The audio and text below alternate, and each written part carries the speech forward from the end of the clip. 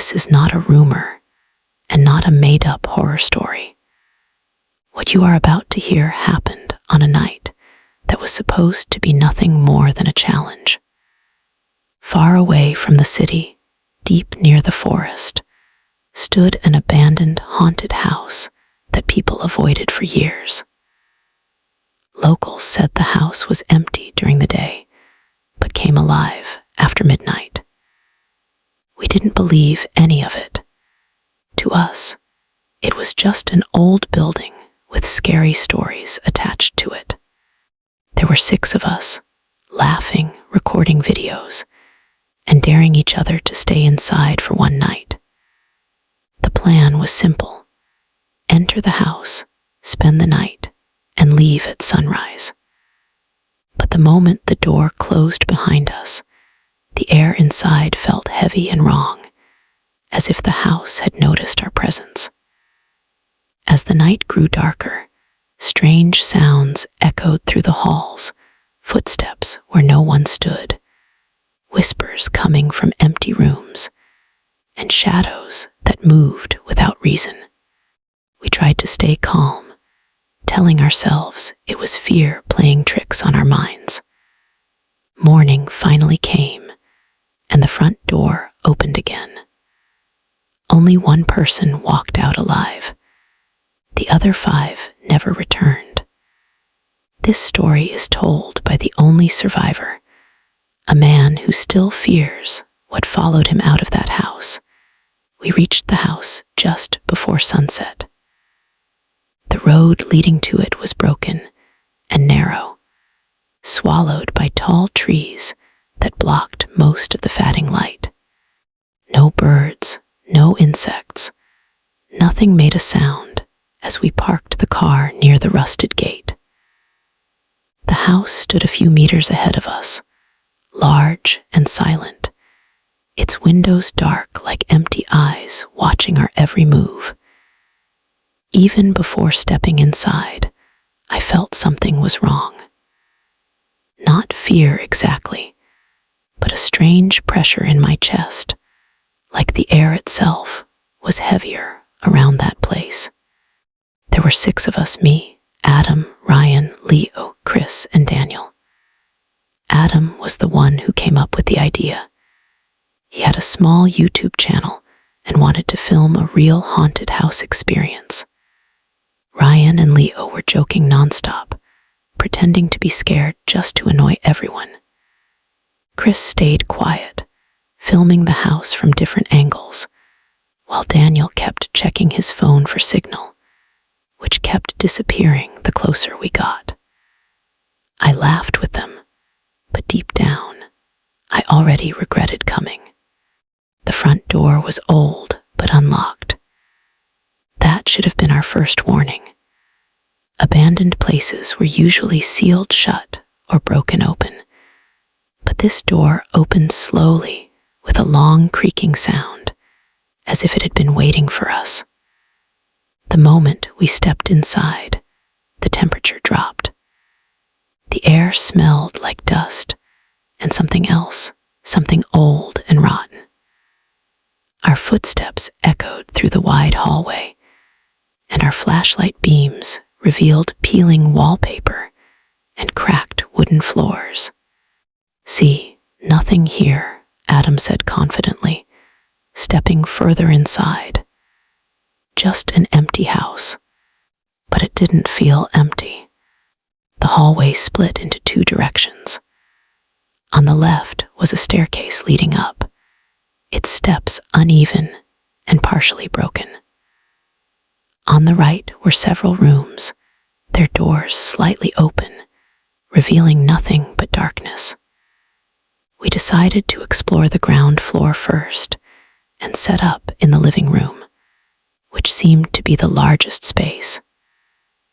A broken couch sat against the wall, and a dusty chandelier hung from the ceiling, swaying slightly even though there was no wind. Ryan laughed and said, "If a ghost shows up, I'm charging rent." No one laughed with him. Chris placed one camera on a shelf facing the room, while Adam started recording on his phone.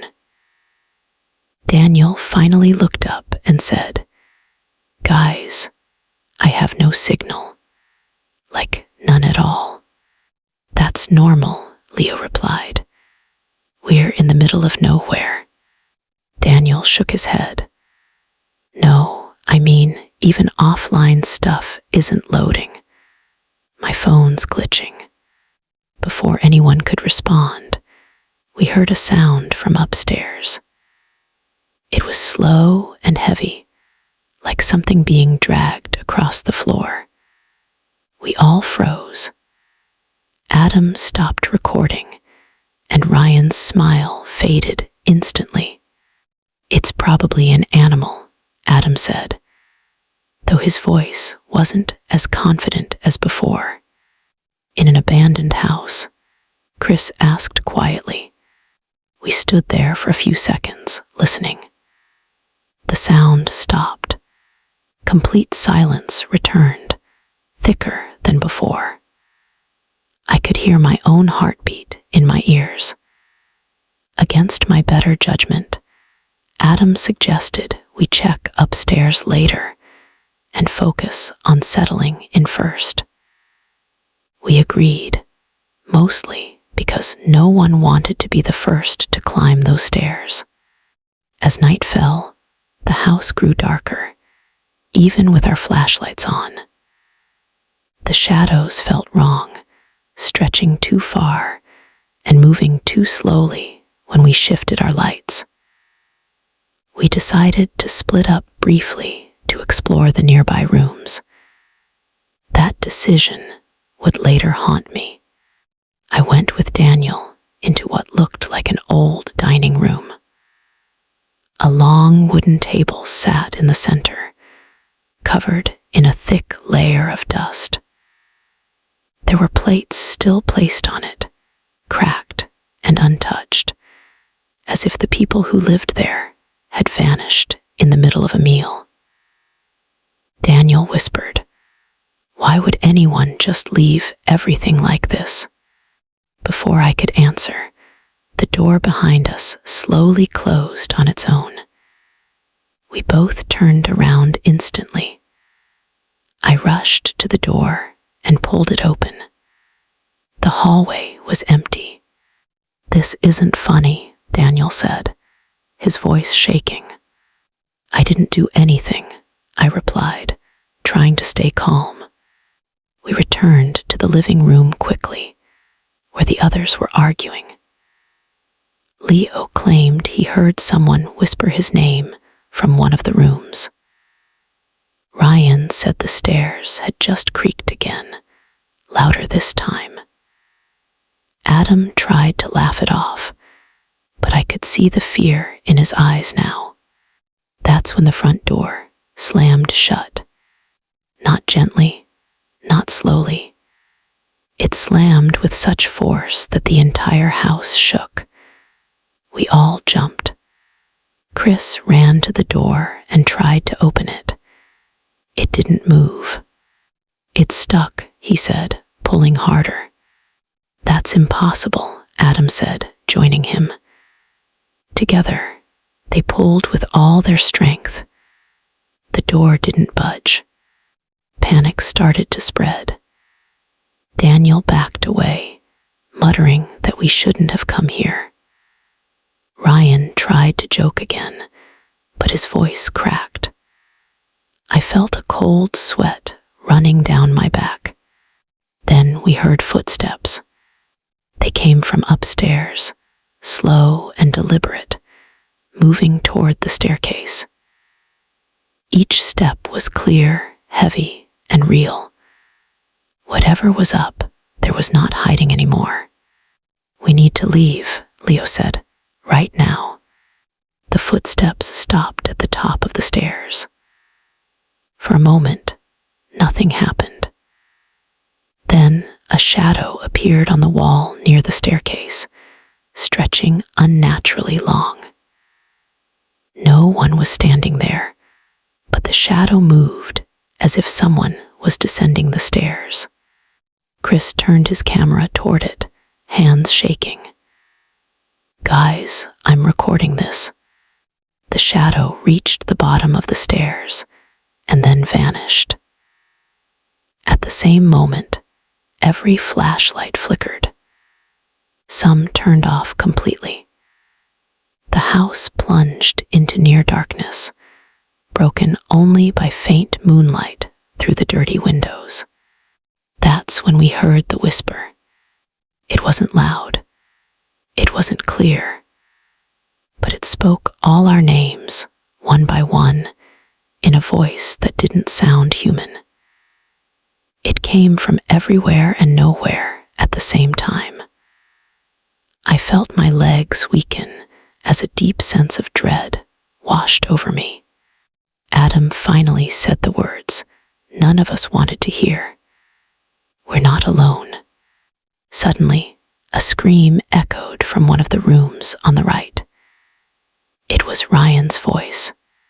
We all turned toward the sound and ran. We ran toward the room where Ryan's scream had come from, our footsteps pounding against the wooden floor as panic took over. My heart felt like it was about to tear out of my chest. When we reached the door, it was wide open. The room inside was empty.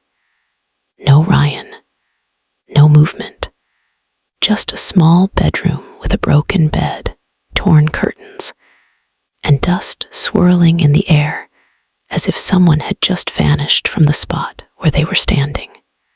"Ryan," Adam shouted, his voice echoing through the room. There was no answer. Chris stepped inside slowly, pointing his camera around. "He was right here," he said. "I heard him scream from here." Daniel shook his head repeatedly. "This doesn't make sense. He couldn't just disappear." That's when we noticed the closet door. It was slightly open, creaking back and forth on its hinges. Leo walked toward it, hesitating with every step. He pulled the door open completely. Inside, there was nothing but darkness and a strong, cold smell that made my stomach turn. No Ryan, no sign of a struggle, nothing. A heavy silence filled the room. No one wanted to say it out loud, but we all felt it. Ryan was gone. "We need to stick together," I said, my voice barely steady. "No more splitting up." Everyone nodded. Even Adam, who had been the most confident earlier, looked broken now. His idea had brought us here, and he knew it. We returned to the living room, but it didn't feel the same anymore. The house felt tighter, like the walls had moved closer. The air was colder, and the shadows seemed darker than before. Chris checked the footage he had just recorded, his face slowly draining of color. "You guys need to see this," he said. We gathered around his camera. The footage showed us running down the hallway, shouting Ryan's name. But just before his scream, there was something else. A shape standing behind him at the end of the hall. Tall, thin, completely still. Its face wasn't clear, but its eyes reflected the light like glass. Daniel stepped back. "Turn it off." Chris stopped the video. That thing, it was watching us before Ryan screamed. As if reacting to our fear, the lights flickered again. This time, they didn't come back fully. One by one, our flashlights dimmed until only Adam's was still working properly. The house groaned softly, like it was breathing. Then we heard a voice.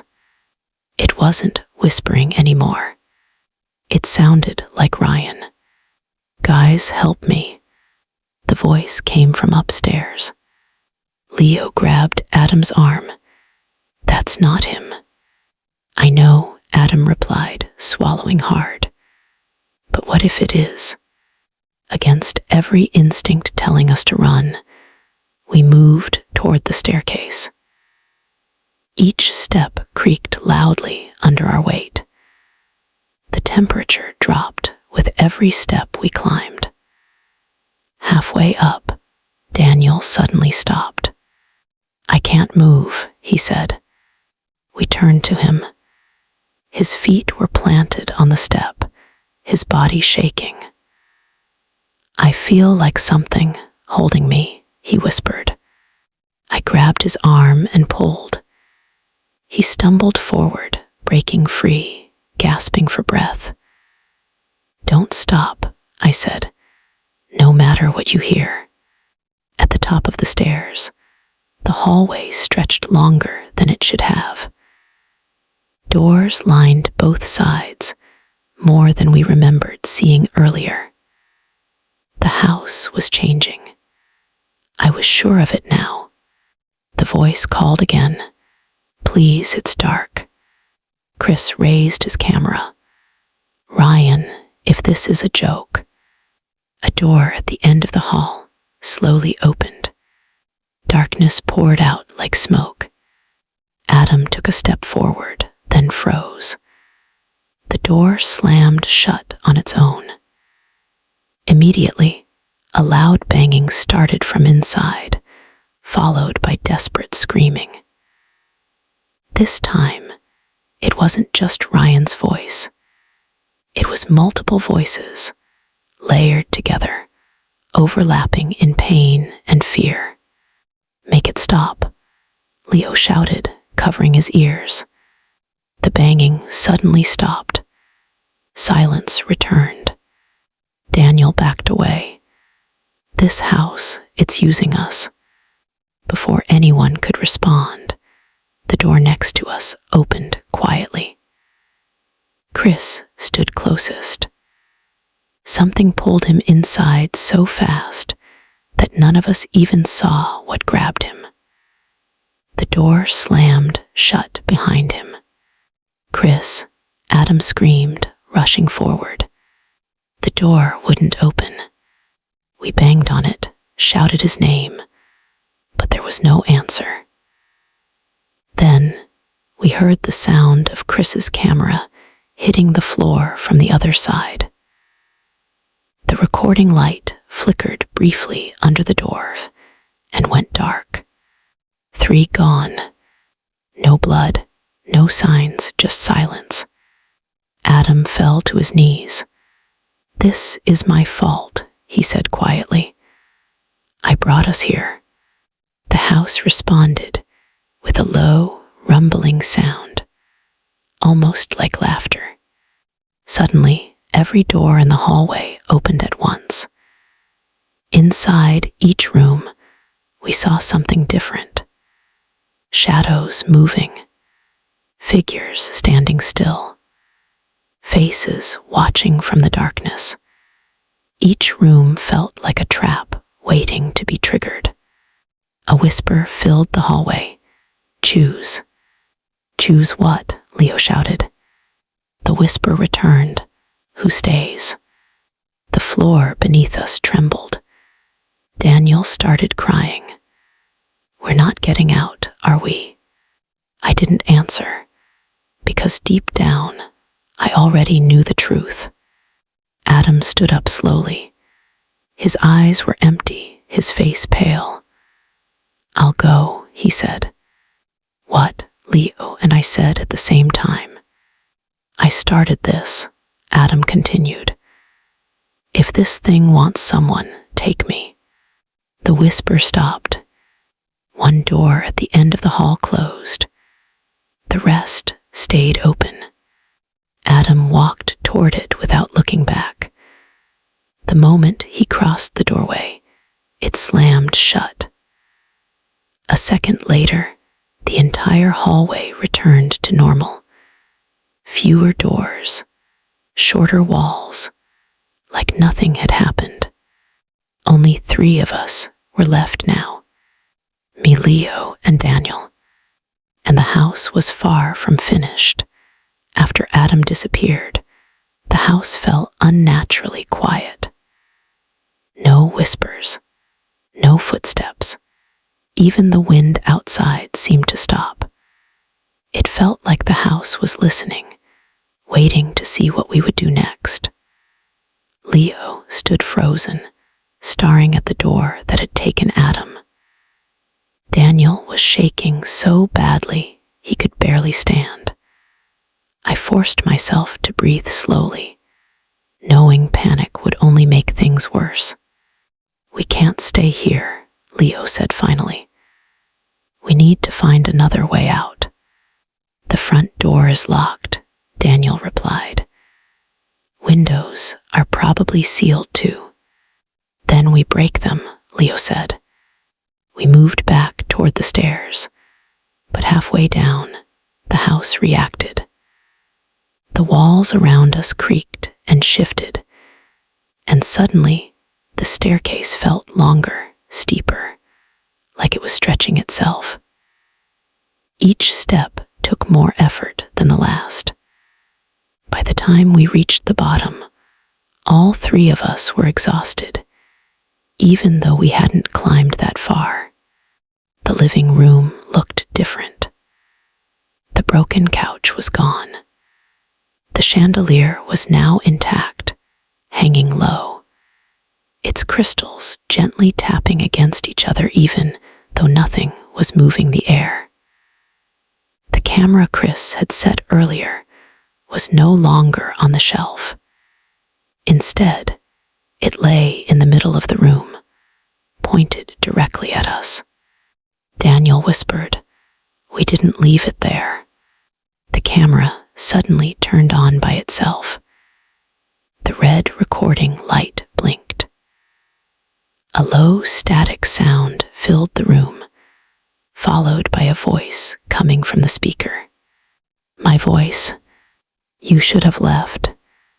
I stepped back, my stomach dropping. "That's not possible." The camera played another clip. This time it was Leo's voice, laughing from earlier that night. "If a ghost shows up, I'm charging rent." Then Daniel's voice followed, nervous and quiet. "Guys, I don't like this place." The house was replaying us. "It knows us," Leo said. "It knows what we say." As if confirming his words, the lights flickered and the walls seemed to darken. The voice returned, deeper now, layered with something unnatural beneath it. "I know what you fear." Suddenly, Daniel screamed and dropped to the floor, clutching his head. "Get out of my head," he cried. I grabbed him. "Daniel, look at me. What do you see?" He looked up, tears streaming down his face. "My brother," he whispered. "He's standing behind you." My heart pounded, but I refused to turn around. "There's nothing there." "He's telling me it's my fault," Daniel said. "He says I left him alone." Leo pulled Daniel to his feet. "It's lying. Don't listen." The house groaned in response, like it was annoyed. A door appeared where there hadn't been one before, right across from us. It slowly opened, revealing a hallway filled with framed photographs. We didn't want to go in, but the living room behind us began to shrink. The walls moved closer, forcing us forward. We entered the hallway. The photographs were old, but the faces were familiar. One frame showed Adam laughing earlier that night. Another showed Chris filming us at the gate. Then I saw one of myself, taken from behind, as I stood at the front door. My blood ran cold. "These were taken tonight," Leo said. At the end of the hallway was a mirror. As we approached it, our reflections didn't move correctly. There was a delay, like the mirror was thinking before copying us. Then the reflections smiled. None of us were smiling. Daniel backed away. I don't like that. The reflection of Daniel stepped forward, pressing its hand against the glass from the other side. Its mouth moved, but the words didn't match Daniel's voice. You belong here. The mirror cracked. A loud bang echoed, and suddenly the hallway vanished. We were back in the living room, but Leo was gone. Leo, I shouted. No answer. Daniel fell to his knees. It took him. It's separating us. The voice returned, calm and cruel. One at a time is easier. I grabbed Daniel's arm. We don't let it do that. Stay with me. We ran toward a window and smashed it with a chair. The glass shattered, but beyond it wasn't the forest. It was another room of the house. Daniel laughed hysterically. There is no outside. The front door suddenly unlocked.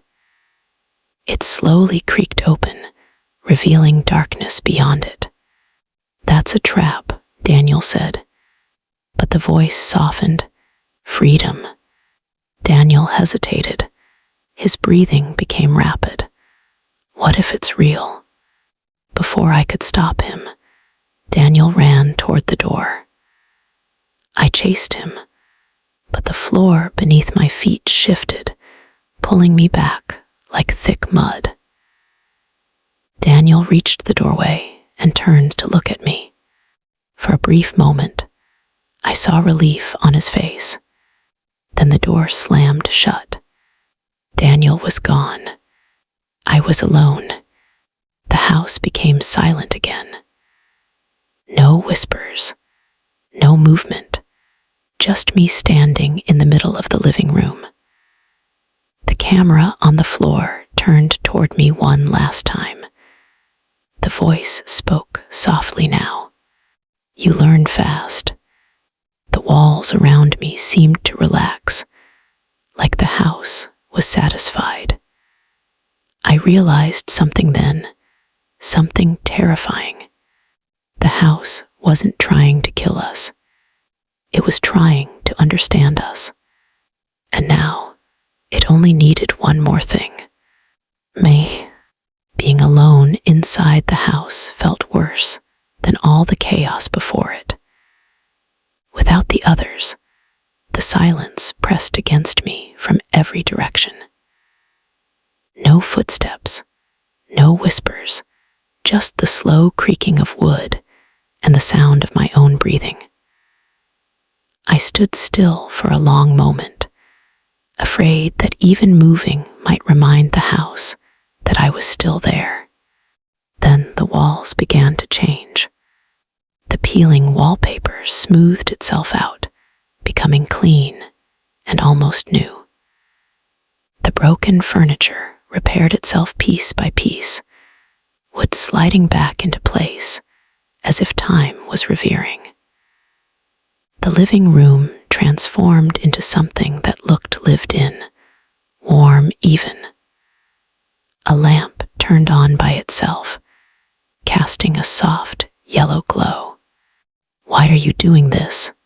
I asked, my voice echoing. The house answered, not with sound, but with images. The wall in front of me darkened like a screen, and scenes began to play across it. I saw the house many years ago, filled with people, families, children, laughter. Then the images changed. Arguments, fear, doors being locked. People trapped inside as something unseen hunted them. I understood then this house had not always been abandoned. It had been sealed. They tried to leave, I whispered. The voice returned, calm and ancient. learned too late. I backed away slowly. Learned what? The floor beneath my feet shifted, guiding me down a hallway I hadn't seen before. I followed because I had no choice. Every door I tried to open led me back to the same path, like the house was hurting me. At the end of the hallway was a single room. Inside, a table stood in the center, and on it lay 6 old objects: a camera, a phone, a jacket, a bracelet, a watch, and a key. I recognized them instantly. They belonged to us. A memory flooded my mind.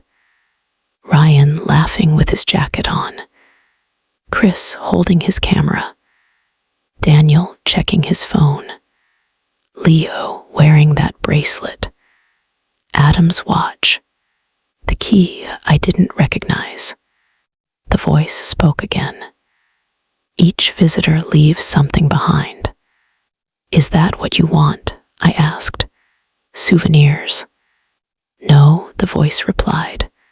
Understanding. The room grew colder. The walls whispered softly, overlapping voices repeating the same words. Stay, remember, become. This house feeds on fear, I said, realizing it out loud. Yes, the voice replied, but fear is not enough. The images returned, this time showing people from long ago.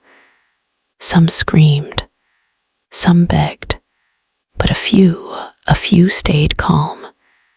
They listened. They survived longer. The ones who fight die first, I said. Correct. The ones who run disappear, I continued. Correct. My hands trembled. So what's the rule? The house fell silent for several seconds, as if considering whether I was ready to hear it. Then the answer came. One must remain. My chest tightened. Someone has to stay forever. To hold the house together, the voice said. To remember the others. I understood now why it had separated us. Why it tested us one by one. The house wasn't random. It was choosing. You're lonely, I said softly. The walls creaked, almost like a sigh. You don't want to kill, I continued. You want a witness. The lights flickered gently, not violently like before. For the first time, I felt something else beneath the fear. Sadness. A door opened behind me. Inside was a bedroom, clean and quiet. On the bed lay the key from the table. The voice spoke one last time. Take it and the door will open. And if I do, I asked, then you will never leave. I picked up the key. It felt warm in my hand, heavier than it should have been. The moment I touched it, memories that weren't mine filled my head. Faces of people who had come before me. Their fear, their acceptance, their final moments of understanding. I staggered back. They chose someone every time. Yes, and the ones who survived, I asked. The house hesitated. They forgot. That was the worst part. If I left, I would live, but I would never remember the others. Adam, Ryan, Chris, Leo, Daniel. They would vanish not just from the world, but from my mind. The front door appeared again at the end of the hallway. This time, beyond it, I could see the forest. Real trees, moonlight, freedom. I stood there for a long time, key in hand. I won't forget, I said. The house responded softly. You cannot choose that. I took a step toward the door anyway. The walls began to shake, not in anger, but in panic.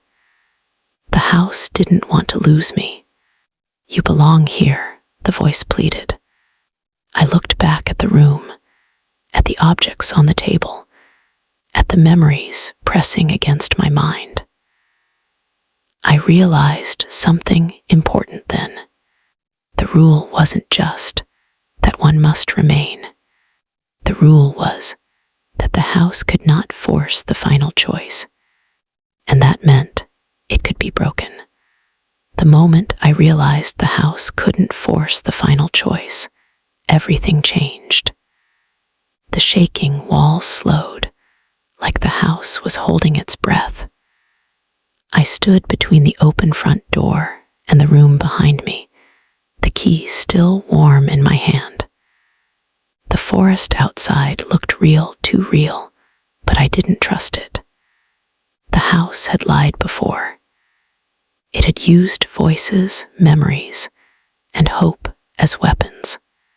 I know what you're doing, I said out loud. You make people choose under fear. The lights dimmed slightly, not fully going dark, but enough to feel like a warning. The voice returned, calmer now, closer. Fear reveals truth. No, I replied. Fear breaks people. You don't want truth. You want someone weak enough to stay. The hallway stretched again, the door to the outside pulling farther away, like the house was trying to distract me. I turned my back on it and walked toward the room with the table. The objects were still there, untouched. 6 lives reduced to 6 items. I picked up Adam's watch. It was stopped at the exact time we entered the house. Then I grabbed Leo's bracelet. It snapped slightly in my hand, like it was resisting being remembered. When I picked up Chris's camera, it turned on. The screen showed me standing there. But behind me, something else stood too. I spun around, nothing. Show yourself, I said. The camera screen changed. It now showed the house itself, not walls or rooms, but something deeper. A dark shape spread through every corridor, every ceiling beam, every crack in the floor. It wasn't a creature. It was a presence, stitched together by memory and fear. You are not alive, I said. You're leftover pain. The voice sharpened. I am what remains. That's the problem, I replied. You're stuck. The temperature dropped sharply. Doors slammed throughout the house, one after another, like a heartbeat speeding up. The house was angry now. I felt pressure in my head, memories slipping, like something was trying to erase my thoughts before I could finish them. I forced myself to focus. You need a witness because you can't remember yourself, I said. You need someone to hold your story. The walls screamed. Images flooded my vision again, families locked inside, people begging to leave. The final survivor of the first night sitting alone, slowly forgetting who they were. Every cycle ended the same way. One stayed, one forgot. The house remained. You erase them, I whispered, even the ones who stay. The voice broke just slightly. They fade. That's why you're scared, I said. You're fatting too. The house reacted violently now. The floor cracked beneath my feet, and shadows poured out of the walls like liquid darkness. camera fell from my hands, but I didn't stop speaking. You don't need someone to stay, I said loudly. You need someone to remember and leave. The shaking stopped. For the first time since entering the house, there was complete stillness. That is not allowed, the voice said, but it sounded uncertain. Because no one tried, I replied. You taught them fear first. I placed all the objects back on the table except the key. Then I did something none of the others had done. I spoke their names.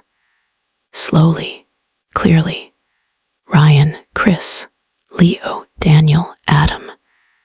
As I said each name, the house reacted, not with anger, but with pain. The walls trembled like they were being pulled apart. Memory was poison to it. You remember them, the voice said. That binds you. No, I said, it frees them. The shadows around the room began to thin. The objects on the table cracked and turned to dust, one by one. The house groaned loudly, not in rage, but in panic. Stop, the voice pleaded. If you leave with them, I will be alone. You already are, I said quietly. The front door reappeared behind me. This time, it didn't move. It didn't try to lure me. It waited. The key in my hand grew colder. I realized what it really was, not a lock, but permission. Permission to end the cycle. I turned back to the house. I won't stay, but I won't forget. That breaks the rule, the voice said. That breaks you, I replied. I walked to the front door and placed the key into the lock. The moment I turned it, the house screamed. Not with sound, but with every memory it had stolen, trying to escape at once. Faces flashed through the walls. Voices filled the air. Fear, sadness, regret, all of it poured out. The door swung open. The forest outside was real. As I stepped forward, I felt something tear away behind me, like a knot finally coming undone. The house collapsed inward, not physically, but spiritually. Its presence shrank, folding into itself, losing shape, losing memory. Just before I crossed the threshold, the voice spoke one last time. Remember me. I stopped. I didn't turn around. I will, I said, so no one else has to. I stepped outside. The door slammed shut behind me, and the house went silent forever. The forest was silent when I stepped outside, too silent to feel normal. Moonlight filtered through the trees, casting long shadows across the dirt road where our car was still parked. It looked exactly the same as we had left it, untouched, as if no time had passed at all. I turned around slowly, half expecting the house to be gone. It was still there, standing tall, quiet, dark. No broken walls, no collapse, just an abandoned house, calm and empty, like it had always been. If I hadn't lived through what happened inside, I would have thought it was just another forgotten building. My hands were shaking as I reached the car and unlocked it. The engine started on the first try. I didn't look back again. I drove until the sun began to rise, until the trees thinned and the road led back to civilization. Gas stations, houses, people going about their normal lives. Everything felt wrong, like I had stepped into a world that didn't know what it had almost lost. When I finally stopped the car, exhaustion hit me all at once. I slept in the driver's seat, dreaming of whispers and doors that wouldn't open. When I woke up, my phone was buzzing nonstop. Missed calls, messages, police alerts. 5 people were missing. I went to the police station later that day. I told them everything, or at least I tried to. The words sounded strange out loud. A haunted house, disappearances, a living presence. They listened, took notes, and exchanged looks that told me they didn't believe a word of it. They organized a search party anyway. The house was investigated from top to bottom. They found nothing. No signs of struggle. No bodies. No hidden rooms. No recordings. The house was empty, cold, and ordinary. According to the officers, it looked like it had been abandoned for decades. They asked me the same question over and over. If something happened there, why did you survive? I didn't have an answer that made sense to them. Days turned into weeks. The case went cold. Officially, my friends were listed as missing. Unofficially, people whispered that I had something to do with it. Online forums picked up the story. One survivor. Haunted house challenge gone wrong. Some people believed me, most didn't. But I remembered. Every name, every voice, every scream. At night, when everything was quiet, I could still hear the house breathing not around me, but inside my head. It never spoke again, but it didn't need to. Memory was enough. I went back once. Not inside, never inside. I stood at the edge of the forest months later, staring at the house from a distance. It looked smaller somehow, less important, like a place that had been forgotten by the world. I felt no pull toward it, no fear either, just sadness. As I turned to leave, I noticed something near the front door, a small object lying on the ground. I walked closer and froze. A camera, Chris's camera. It was old and scratched, but I recognized it instantly. My hands trembled as I picked it up. The battery should have been dead, but the screen flickered on. There was one file, just one. I stood there for a long time before pressing play. The footage showed the living room, empty, no furniture, no movement. Then the camera slowly turned toward the staircase. A shadow appeared on the wall, faint but familiar. It didn't move closer. It didn't chase. It watched. Then the screen went black. I dropped the camera and backed away, my heart racing. The house didn't react. The door stayed closed. The windows stayed dark. Whatever had been inside was gone or broken enough to never trap anyone again. Or so I hoped. Years have passed since that night. I don't talk about it anymore. Not to police, not to reporters, not even to myself. Life moved on the way it always does. People forgot the missing 5. New stories replaced the old ones. But I didn't forget. Sometimes, when I'm alone, I feel a strange pressure in my chest, like something far away is trying to remember me. And on those nights, I understand the final truth. I didn't escape because I was stronger. I escaped because I remembered. And as long as I remember, the house can never be whole again.